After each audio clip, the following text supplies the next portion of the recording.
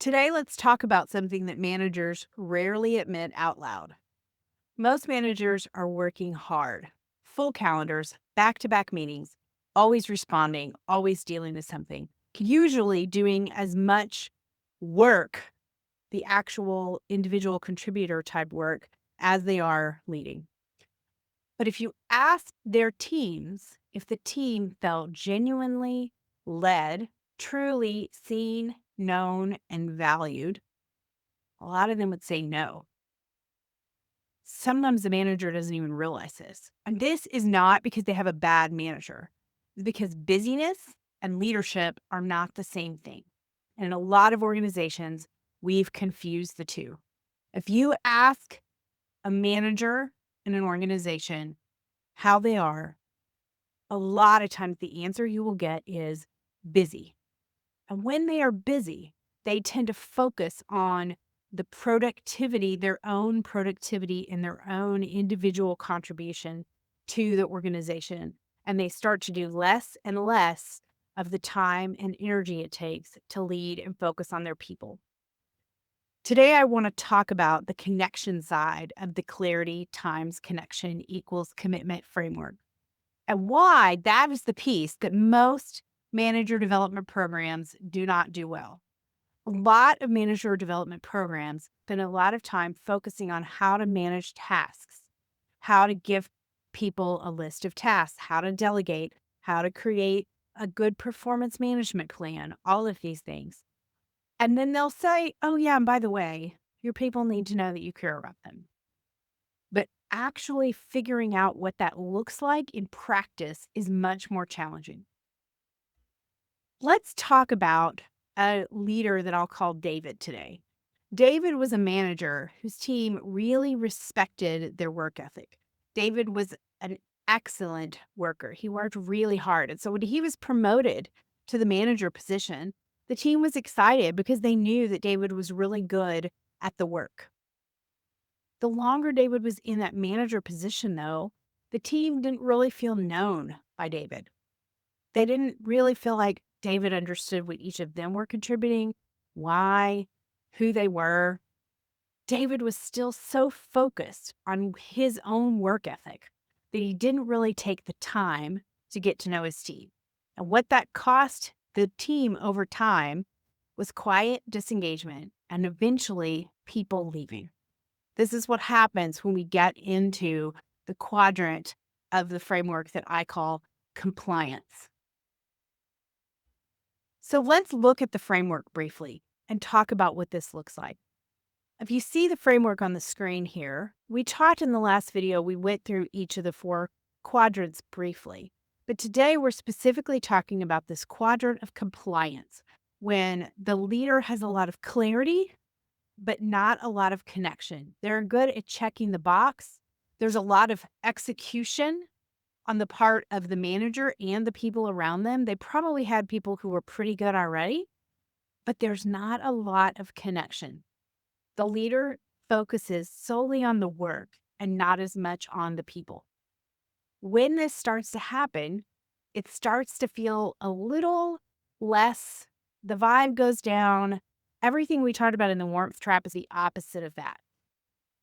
Without connection, clear expectations feel like surveillance. They feel like micromanaging. With connection, clear expectations feel more like support and kindness through clarity. Middle managers, direct supervisors are the number one factor in whether employees feel this distinction on a daily basis. But they often don't know what true connection actually looks like. Let me tell you three things connection is not. Connection is not just friendliness or being well liked. The manager in this compliance quadrant can still be someone who says hello at the coffee maker. It is not necessarily just knowing personal details about people's lives. Knowing details about people's personal lives and actively making people feel seen, known, and valued are not the same thing. Finally, connection is not necessarily having an open door policy that no one uses. I've known many managers over the years who said, I have an open door policy, but nobody tells me anything is wrong. If that's the case, there's something about your open door policy that hasn't created enough connection for people to think they can actually walk through that door and tell you what they think. So let's define what connection is. Connection is relational precision. It is about knowing how each person needs to be led. It's understanding those personal details, but in a way that helps you understand what that person needs on a regular basis. Connection is consistently seeing, knowing, and valuing each and every team member. It might not always look like fairness because it may not be the exact same thing for each person, but it is consistent in that each person feels seen, known, and valued. 3, connection is creating space where people bring problems before they become crises. When you have created connection with your people, they know they can walk in the door and talk to you and tell you when there's a problem or they're unsure about something or they made a mistake before it becomes a major issue. If you're looking at this matrix and you're thinking to yourself, I might be the manager who's hanging out of the compliance quadrant, or I might be responsible for a manager who's hanging out in the compliance quadrant.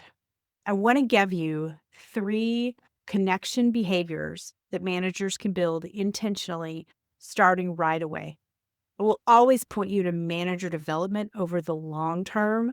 You really want to build your managers to understand both clarity and connection. But here are 3 things that managers can do starting immediately to start building more of those connections. Number 1, we call this the weekly pulse question. Ask at least one genuine non-task question in every one-on-one and at least once a week. Here's an example. What's getting in your way this week that I don't know about? Here's another. How are you feeling about your work right now? Any of these questions that point just a little bit toward emotion, but are still within the realm of work, will help you start to build that connection. The second behavior that managers can start doing right away is strength spotting, paying attention to what is right with people, noticing and naming when someone operates from their best, not just when they fall short. So name it specifically, and in the moment, when you see somebody doing something that you'd like for them to do more of, name it and call it out in the moment. You have to pay attention to your people to decide whether this should be done in front of other people or privately. But regardless, calling out what you see when somebody is doing something right builds a great deal of connection and helps that person really feel seen, known, and valued. Third, we'll call this the investment signal. This is just about asking on a regular basis, what do you need from me to do your best work? That sounds like a very simple question, but there are some secrets built into it. The first one is your best work. You're saying to the person, I expect and want you to give your best work. But you're also saying you might have some needs in order to do that, and I'd like to know what they are. And it's my job as your manager to try to help make sure those needs are met so that you can do your best work. So there's a lot in that very simple question. And then once people answer that question for you and tell you what they need, you need to visibly act on the answer. You will not always be able to do everything they tell you that they need, but you want to make sure that they recognize that you understood their need and that you will do what you can within your boundaries to make that happen. Organizations often measure engagement and they measure clarity metrics, but not always connection signals. If you do this, you're only reading half the data. Make sure that when you're looking at engagement and retention, that you're looking at signals of connection. Busyness is visible, but leadership is felt. Your team knows the difference. They can feel the difference. Make sure that you know the difference too. And if you're listening to this and you're realizing, oh, I see myself in this quadrant, or I see managers that I work with in this quadrant, tell me below in the comments and reach out and let me know. I'd love to have a conversation with you about where you see yourself in the clarity times connection equals commitment framework.